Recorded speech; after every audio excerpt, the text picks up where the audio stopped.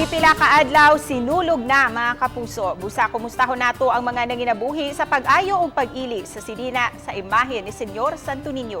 Ani ang report.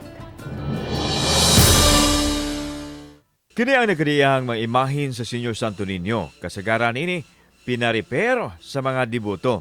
Limpyohan, pinintalan ug pasinahon ang imahin ug dayon bistihan sa harianong sapot apil na ang korona ug sitro.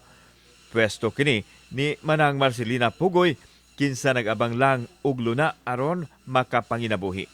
13 anyos pa lang siyang nanginabuhi pinaagi sa pagpang-repair ug pagpabisti sa senyor. Ug hangtod karon nga senior citizen na usab siya, nagpabilin ang Batang Hesus kanila.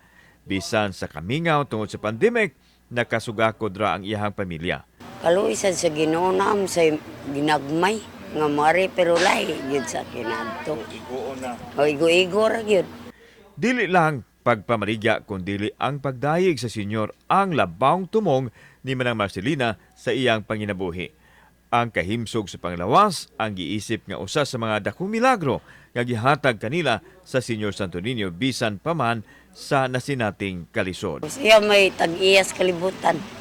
No nya siya sa muhatag natog tagaan ba tag pagkaon o tagaan ba tag maing lawas plus karon ako amang ko'y gibatis kan pakinadto. Santo Niño akong giampuan. Kauban si Cleofer Lumayag, ako si Alan Domingo. Balitag, Bisdak.